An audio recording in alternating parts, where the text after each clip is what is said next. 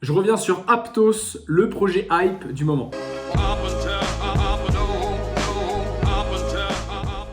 Salut la Crypto Team, j'espère que vous êtes en pleine forme. Cette vidéo sort évidemment juste dans la foulée du listing de APT, le token de la blockchain Aptos, APTOS. C'est une nouvelle blockchain de Layer 1 qui peut être comparée à Solana. Et en fait, je voulais faire cette vidéo parce qu'il y a eu une hype, comme d'habitude, une hype autour d'un projet fondé par les anciens de chez Diem ou Libra, le projet de stablecoin et de crypto Facebook. Comme ils n'ont pas pu le faire avec Facebook, ils se sont dit bon, on va le faire en solo. Le truc, c'est qu'il y a eu une hype tellement importante que qu'est-ce qui se passe quand il y a une hype importante? Eh ben, il y a une chute du prix. C'est logique, c'est à chaque fois ce qui se passe quand il y a un nouveau listing. Et donc, on va reprendre un petit peu la chronologie de tout ce qui s'est passé par rapport à Aptos. Alors, le projet Aptos, déjà de base, qu'est-ce que c'est? C'est la spéciale. Je vais révolutionner les blockchains avec une sécurité extraordinaire, des transactions par seconde à 100 000 transactions par seconde sur la blockchain. Enfin bref, c'est quand même extraordinaire en sachant que la semaine dernière, l'Aptos sur leur testnet, il y a eu 4 transactions, ce qui est quand même pas extraordinaire. Hein. Donc, il y a beaucoup de promesses, comme d'habitude, sur les projets de ce type-là. Certains l'appellent le Solana Killer. Enfin bref,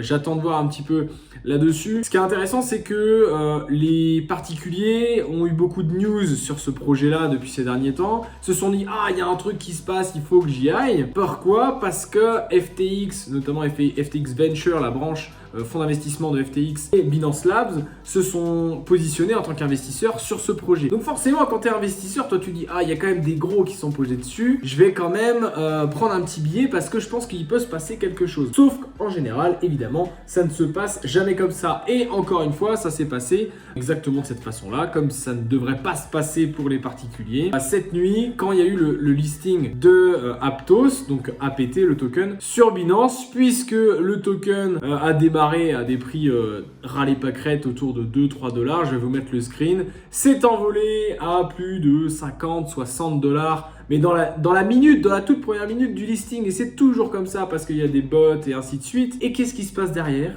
A few moments later. Eh bien, c'est la chute aux enfers. Direction le sol, tout simplement. Le token, à l'heure où je tourne la vidéo, est autour de 7-8 $. C'est possible qu'il descende encore plus.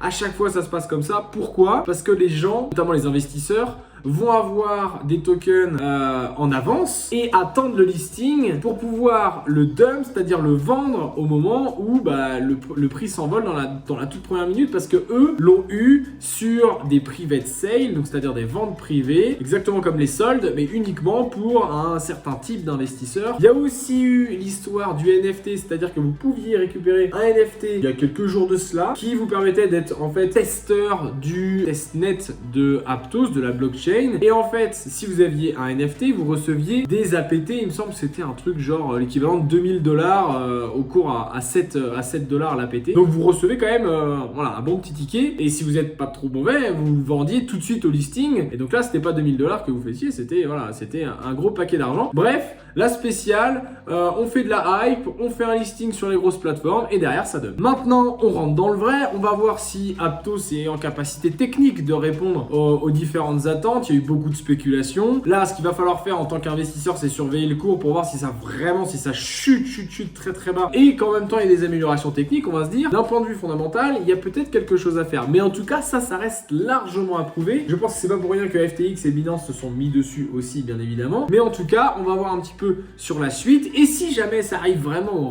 au ras des pâquerettes, ben là, il faudra se poser la question de se dire, ah, est-ce que ça pourrait être peut-être intelligent d'investir dessus? Mais pour le moment, ce n'est pas le cas. Il faut rester en position de veille, d'investisseur et pas de personne en train de FOMO à bloc sur ce projet-là. Donc, il faut vraiment faire attention. Bon, n'oubliez pas de vous abonner, de mettre la cloche et de mettre un petit commentaire si vous avez aimé cette vidéo. D'ici là, on se retrouve pour une prochaine vidéo. Ciao, ciao!